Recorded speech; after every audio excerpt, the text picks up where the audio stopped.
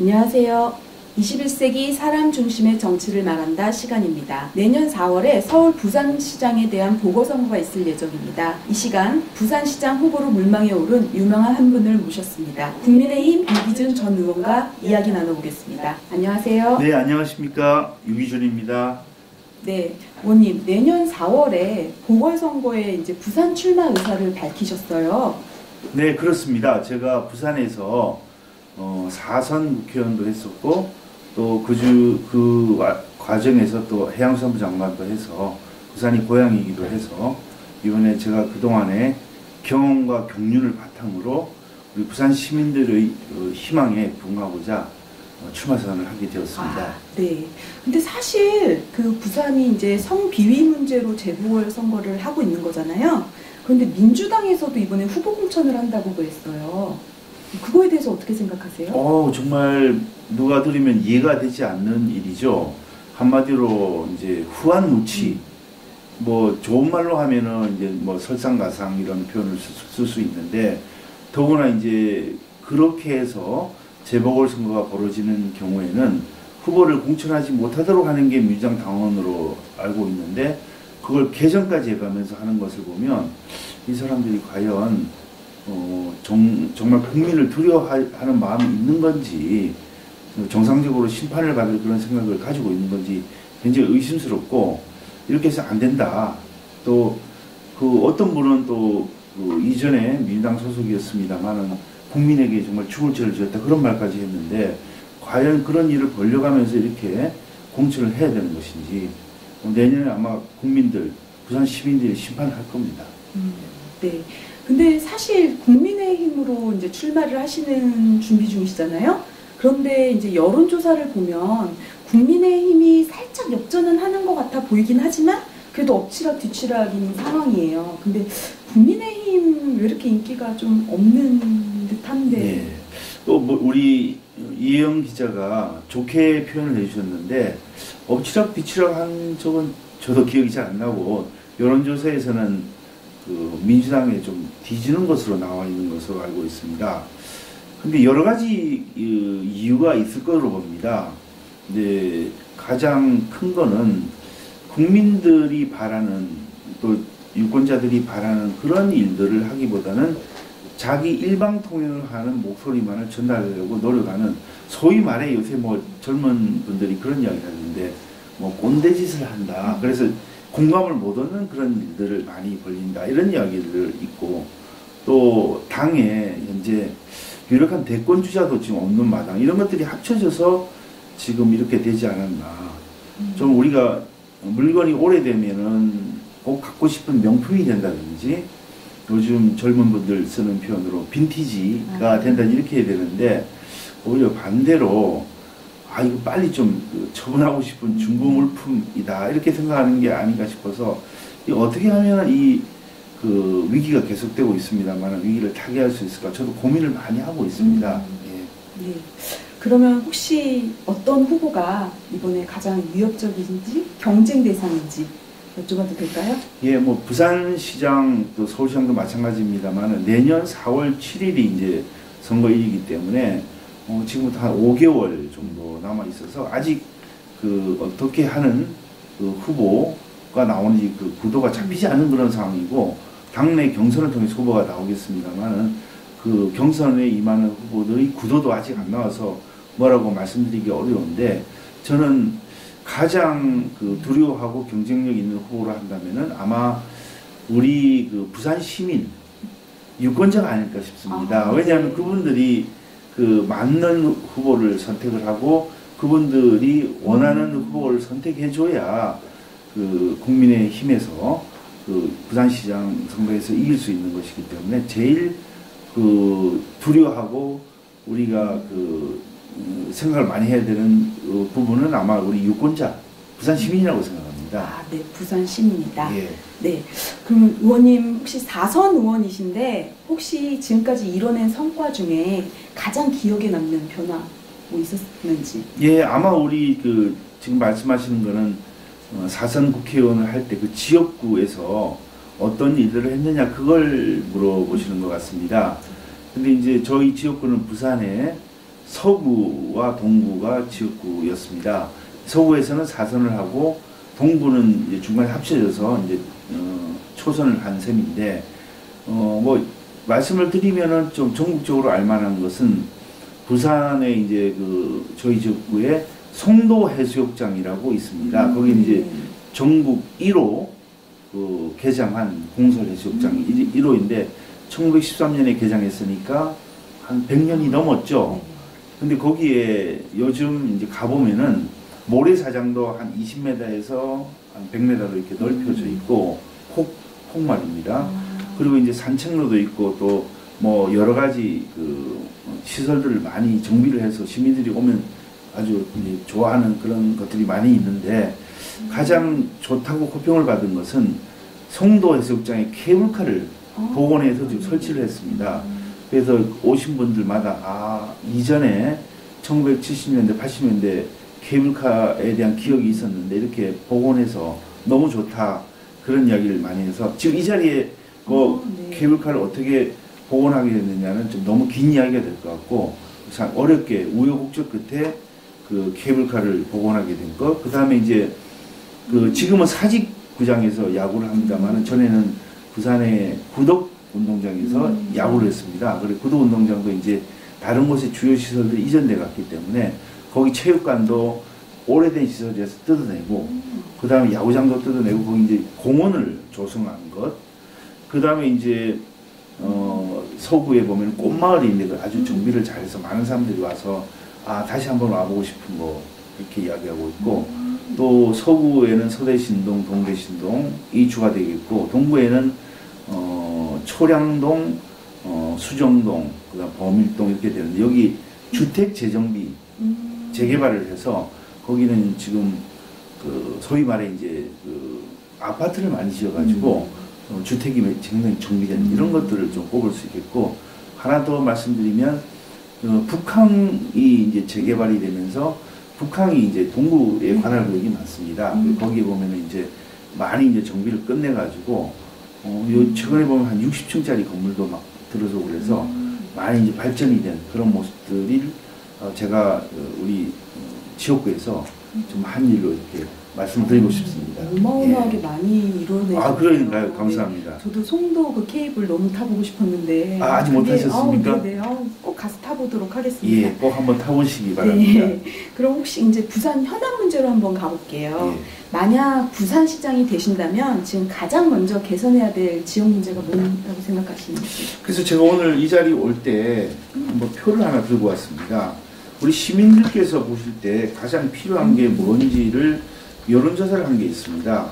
그래서 보시면은 부산 차기 부산시장의 과제 중 가장 시급히 해결해야 될 현안에 대해서 먼저 60%가 조금 넘는 분들이 일자리 창출 등 부산 경제 혁신, 그 다음에 두 번째로 꼽은 게 가덕 신공항 문제 해결, 이게 16.9 이렇게 돼서 이 두 가지가 거의 이제 가장 큰 비율을 차지하고 있는데 대략 거의 80%에 달하는 부산 시민들이 가덕공항에다가 경제 문제를 해결해 달라는 이런 것이 우리 부산의 가장 긴급한 현안으로 떠올라 있습니다. 그래서 부산이 현재로 보면은 뭐 이렇게 출생자 수도 이렇게 많이 감소를 하고 있고 2004년부터 2018년까지 보면은 2,400명에서 1,700명 줄어가지고 너무 많이 인구가 줄고 있고 그 다음에 이제 시도별 인구 순이동수를 보면 이거는 이제 예측입니다.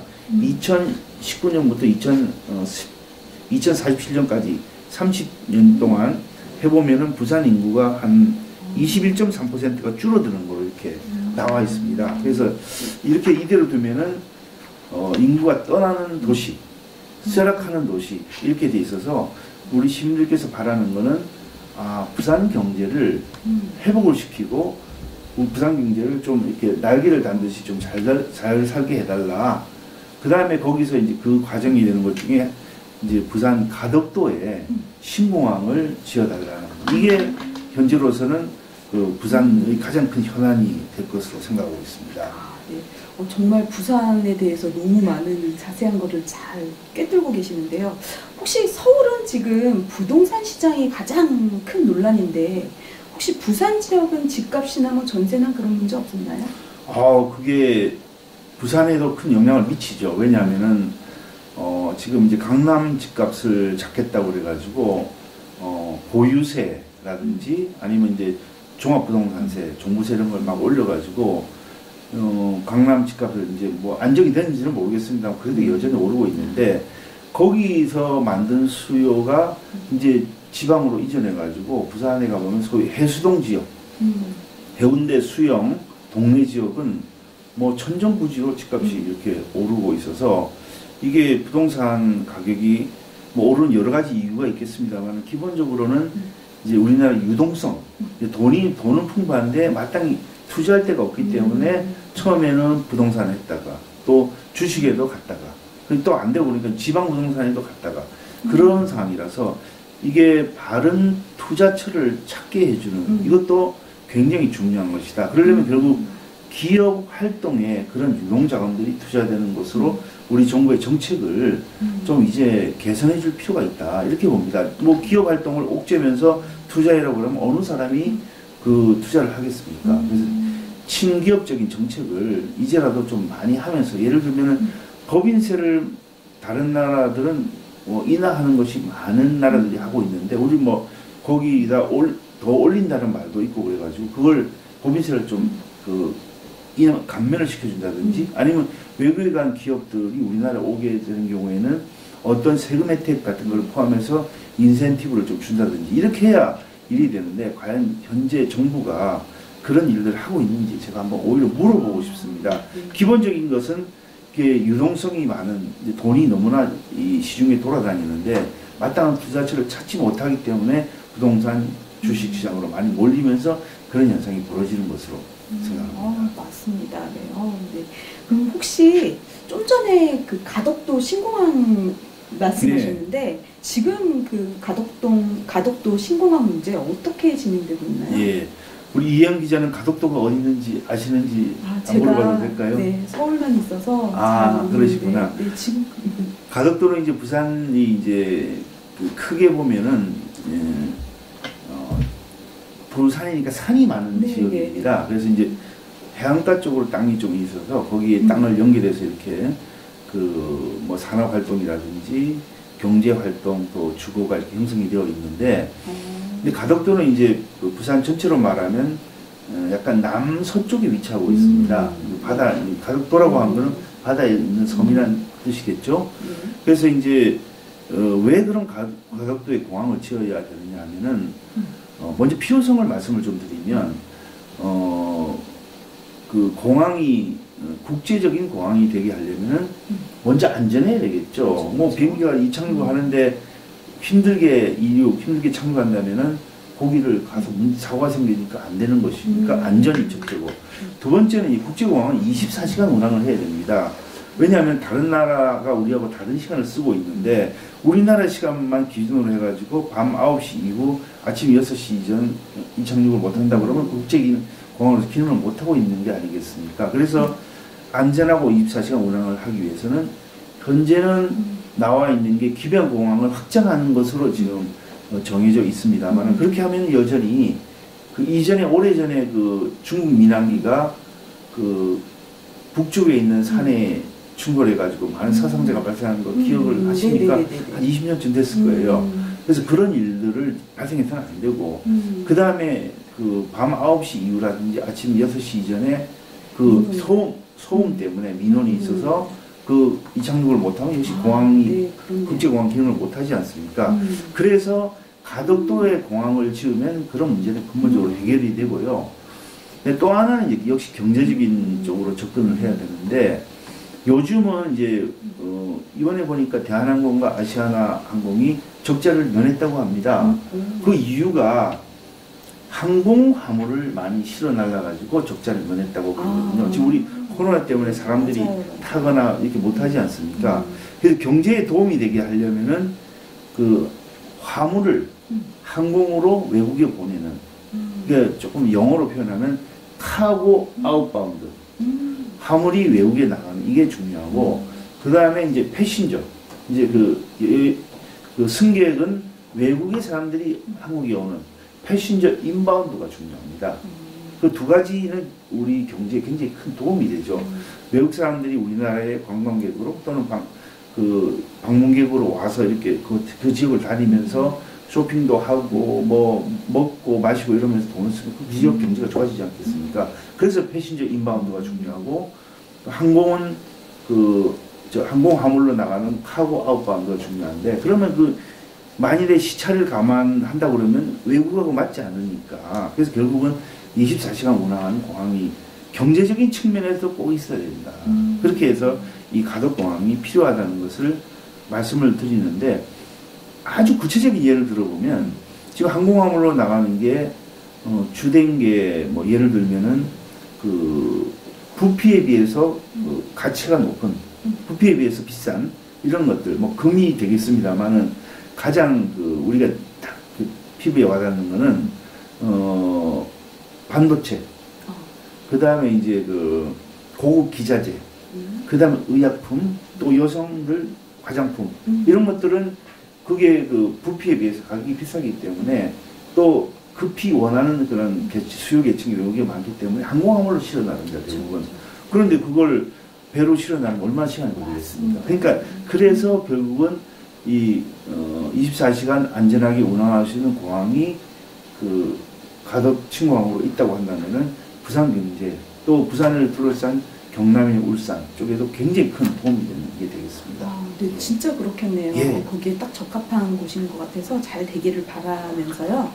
또 부산 하면은 또 이제 대표적인 관광지잖아요. 네. 네, 혹시 부산의 핵심 콘텐츠 뭐가 있을까요? 예. 부산 하면은 여러분들 생각하는 게 이제 우리나라 제1의 항구도시, 그 다음에 뭔가 낭만적이고 그렇죠. 또 바다도 있고 그래서 그런 생각을 많이 갖고 있지 않습니까? 또 실제 그렇습니다. 거기다 이제 기후가 온화하지요. 여름에는 서울보다 좀 덜 덥고 좀 시원하고 겨울에는 서울보다 또 따뜻하고 그렇기 때문에 이제 온화한 기후를 자랑하고 있고 그런데 이제 한편으로는 부산에 관광객으로 오는 분, 부산에 이제 여러 가지 이유로 오시는 분들이 부산에 막상 와보면은 갈 마땅한 곳이 없다고 이렇게 이야기합니다.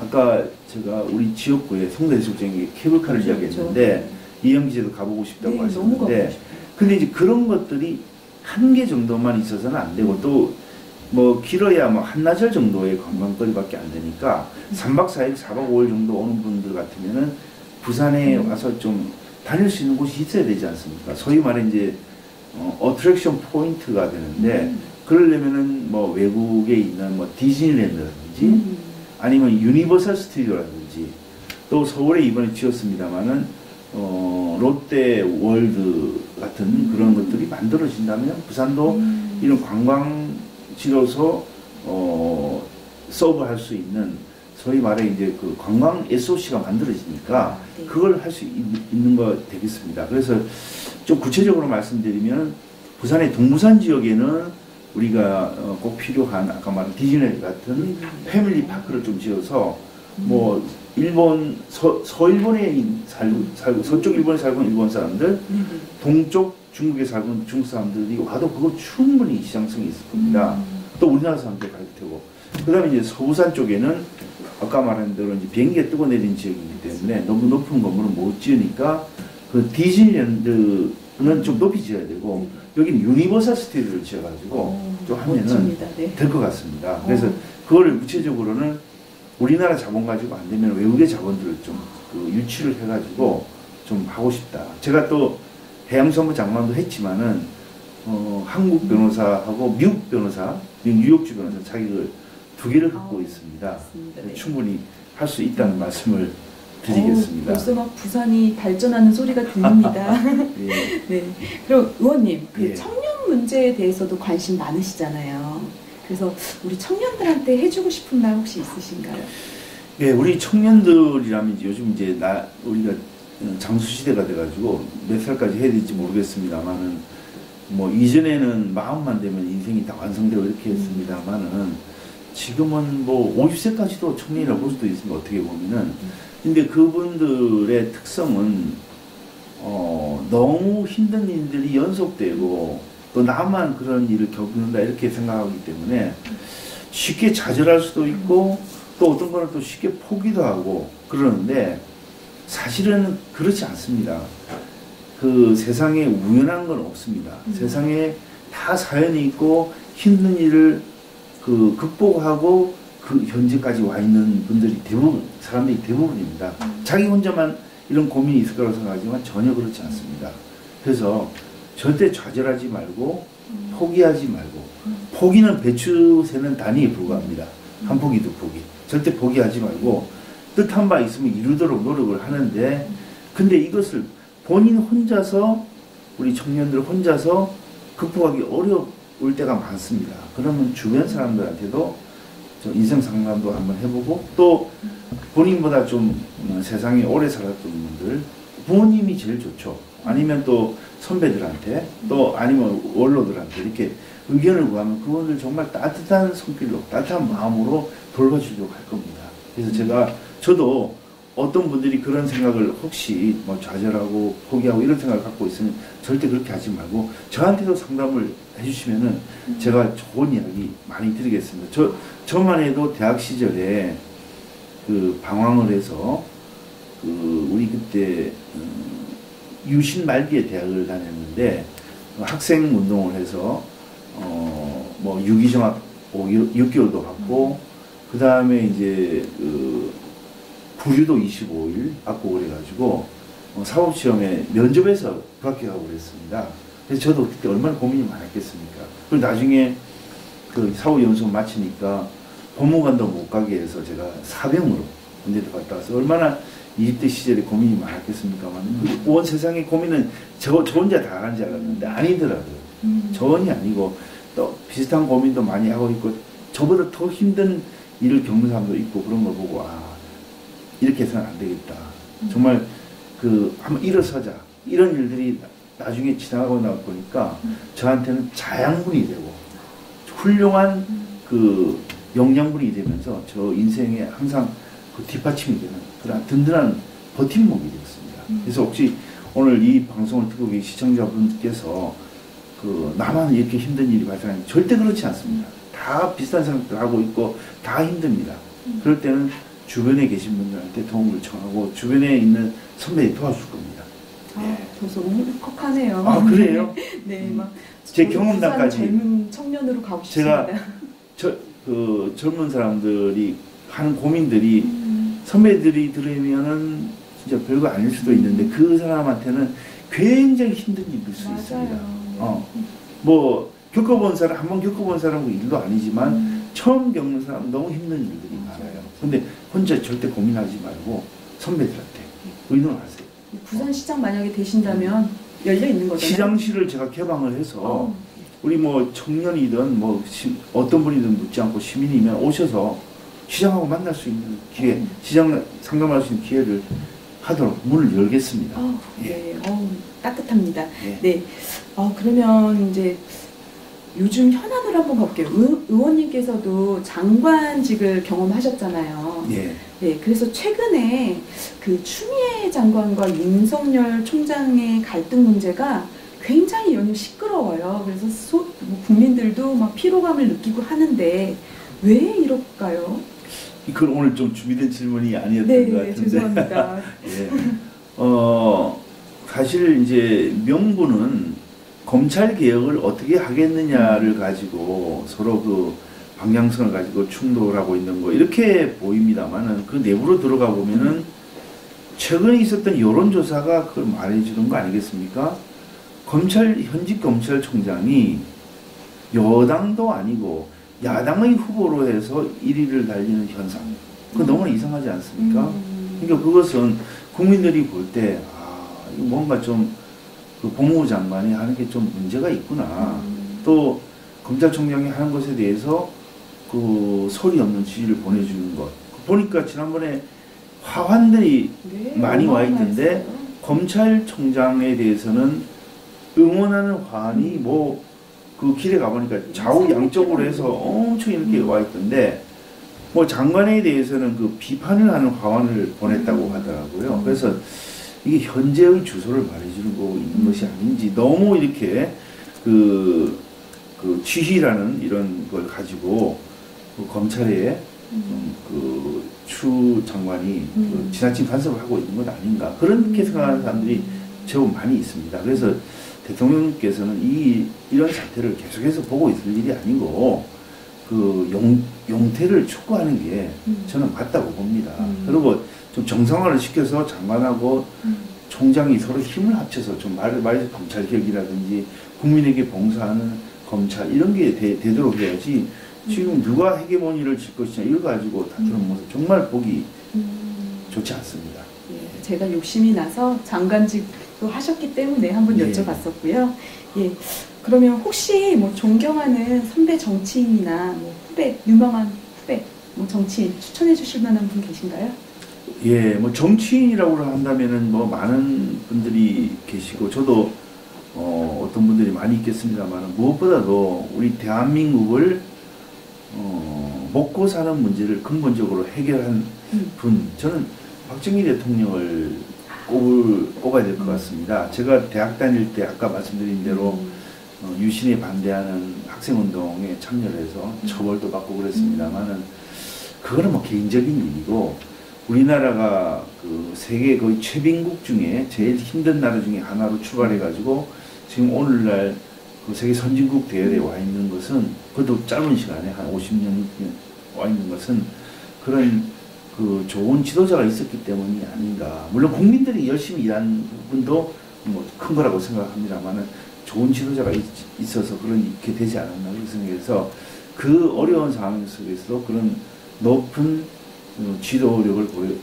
보여준 박정희 대통령을 저는 존경할 수밖에 없다, 그렇게 말씀드리고, 후배 정치인이라고 말씀하셨는데 뭐 어떤 걸 기준으로 후배라고 말씀드릴지 모르겠는데, 그냥 우리 국민들이 볼 때 그 괜찮은 정치 보면은 사실은 숨겨진 보석 같은 정치들이 많이 있습니다. 뭐 제가 이 자리에서 굳이 거명하지 않아도 될 분들이 있습니다만, 저는 꼭 말씀을 드린다면 아직 국민의힘에 입당을 했는지는 모르겠는데, 뭐 원희룡 지사 같은 분이라든지 아니면 김태호 전 지사가 아직 입당을 못했죠. 네, 그런 분들 또 뭐 살펴본다면은 지금 외곽지대에 있는 뭐 안철수 의원이라든지 이런 분들도 아주 주목할 만한 정치인들이 아닌가 그렇게 생각이 들고, 우리 당 내에서도 뭐 여러분들이 또 훌륭한 분들이 많이 있죠. 뭐 예를 들면 주호영 원내대표라든지, 또 우리 당이 지금 어려울 때 맡아서 그 당을 움직이고 있는 후배는 아니죠. 우리 김종인 위원장님 같은 분들은 아주 훌륭한 정치인으로 볼 수 있겠습니다. 네, 아유, 네. 그럼 이제 뭐 마지막 질문으로 한번 가볼게요. 예, 부산 시민들에게 뭐 특별히 따로 전하실 말씀이나 뭐 못하신 말씀, 뭐 국민들에게 해주시고 싶은 말씀, 마지막 말씀. 예. 요즘 뭐 코로나 사태로 인해 가지고 안 그래도 경제 문제가 어려운데 어디 가서 말씀도 못하고 힘든 시간을 많이 보내고 계실 것으로 생각합니다. 그리고 또 최근에 미국 대선도 있으면서 아직 뭐 당선자가 결정은 안 됐습니다만은, 아마 현재로서는 이제 조 바이든 후보가 당선된 것으로 이렇게 보고 있는데, 그 전 세계가 그 무한 경쟁의 이렇게 시대에 와 있는데, 우리나라도 이제 좀 경제적인 문제에 좀 더 접근을 해서 우리 국민들이 바라는 아우성은 한마디로 좀 잘 먹고 잘 살게 해달라는 것이거든요. 뭐 다른 거 여러 가지 떠나가지고 딱 핵심적으로 요약해보면, 그럼 그거에 맞춰서 우리 정치도 그런 그 주된 명제에 맞는 행동을 할 수 있도록 노력을 많이 해야 된다. 또 저도 충분히 그렇게 할 각오가 돼 있다는 말씀을 또 드리고요. 또 현재 상황이 좀 어렵다 하더라도 우리가 이전에도 이보다 더 어려울 때도 살았는데 잘 좀 힘들더라도 잘 견디시고, 또 언젠가는 좀 좋은 때가 온다. 근데 그렇게 오는 데는 가만히 있으면 되는 일은 없습니다. 가만히 있으면 잘 되는 건 딱 하나 있더만요. 숨쉬기는 잘 됩니다.